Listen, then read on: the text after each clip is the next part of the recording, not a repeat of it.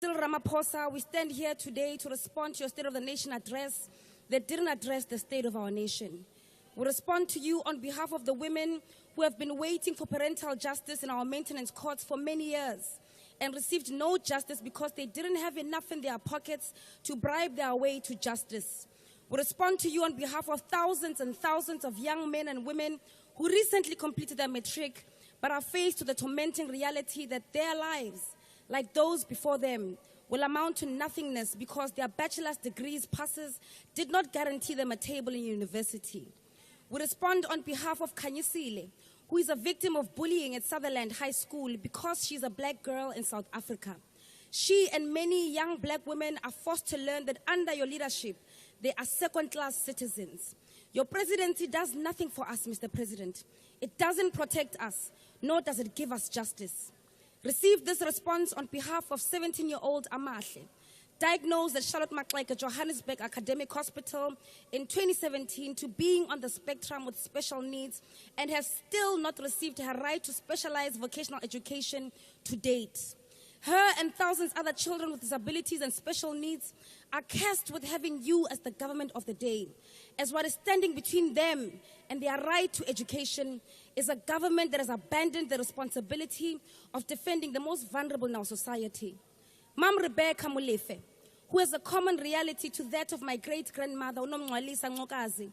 These black women and majority of black people in this country had their land stripped away from them by white supremacists. Mam Molefe's case is even more catastrophic, as her land was stolen 20 years into democracy after you became president. Petrol attendants, widows and orphans of Marikana, millions of unemployed youth who are bed-rotting and giving in to depression, grandmothers who are abused by their nyaupe and crystal-addicted grandsons and daughters, teachers who are threatened daily at their places of work by children who are victims of dysfunctional communities, business people who have to pay thugs protection fees or risk being killed, farm workers in Chirwa in the Eastern Cape who are paid a carton of milk and a box of cigarettes after a week's worth of labor, the colored Danis in the Cape Flats who pray at night while we sleep, hoping to end the violence with spiritual intervention and waiting for Godot because the government has failed to protect them, and the black people in this country who are dispossessed of their land. As much as you say that you will not be bullied, and we agree with you that you must not be bullied, the reality is that, Mr. President, you are being bullied. If you were not being bullied, you would have supported the amendment of Section 25 of our Constitution that was to see the justified expropriation of land without compensation, not the watered-down Expropriation Act that uses the language of revolution, but yet far away from true justice. The state, including Parliament, the executive and the judiciary, carry the obligation to redress imbalances of the past through the enactment of laws that will achieve redress and equitably redistribute all resources.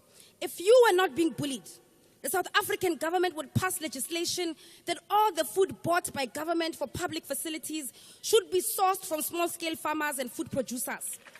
This in itself will create sustainable economic activity and inspire many unemployed young people in the country to go into food production because there will be income and financial benefits to boost other economic activities out of it. We would increase state capacity and stop rendering the development of this nation to the greed of tenderpreneurs. We will always need cleaners, Mr. President, truck drivers, security guards, surveyors, healthcare workers, and engineers. There is no tangible reason to subject our nation to the mercy of the private sector through tenders for basic functions of the state. Build the capacity of the state you are in charge of. Do the actual work. Don't just talk about industrialization. Do it. We export almost everything in this country, and your government oversees the compromise of industries we used to dominate. What is the reason that we export Ivaslap Yogeza when we were once a nation that boasted dominance in the textile industry? It is because you are bullied. Initiate the establishment of a state-owned mining company, housing construction company, a state roads company, a state cementing company, because we can no longer tolerate what the party of convicts is doing in Johannesburg with the money that is meant to build our roads. Introduce vocational education in earlier grades. Decolonize the education curriculum. We want you to be exhausted of creating matriculants who have zero skills to show after 12 years of being in the education system. This while children as young as 9 years old are being taught robotics in China. You have been president for 7 years now. May this be the very last State of the Nation address where you hide the shame of your incompetency behind a vision board that never comes to fruition. You chose to lead Chirwa, with people. Could you please take your seats? Honourable Member, on what point of order are you standing? Thank you very much, Honourable Chair. I'm rising on Rule 53 of the Joint Rule of Parliament. The Honourable Member is making personal reflection on the integrity of the President.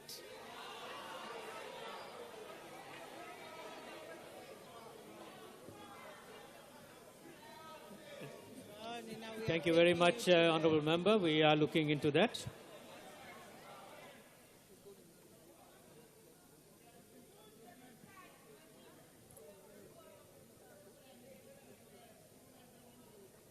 Mr. President, you chose to lead with people who want to maintain the status quo because you are bullied. You chose to lead with those who write letters to America and tell on you like you're a little child that requires supervision because you are bullied.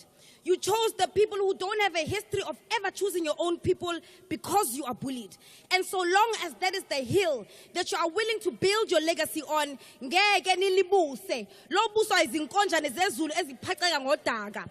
The economic freedom fighters can claim to not being bullied because despite your collaboration with Pravin Gordhan, Jacob Zuma, and the establishment to silence the generation of President Julius Malema, we continue to rally behind the radical call for expropriation of land of South Africans without compensation for equal redistribution and use, nationalization of mines, banks, and other strategic sectors of the economy without compensation, building state government capacity which will lead to the abolishment of tenders, free quality education, healthcare, housing and sanitation, massive protected industrial development to create millions of sustainable jobs, including the introduction of minimum wages in order to close the wage gap between the rich and the poor, close the apartheid wage gap and promote rapid career paths for Africans in the workplace, massive development of the African economy and advocating for a move from reconciliation to justice in the entire continent, open, accountable and corrupt-free government and society without fear of victimization by the State Defense Force, police and other agencies. We continue to call for economic freedom in our lifetime, economic freedom in our lifetime, economic freedom in our lifetime, economic freedom in our lifetime. The progressive is in tatters. The next member to the podium will be the Honourable Minister of Higher Education.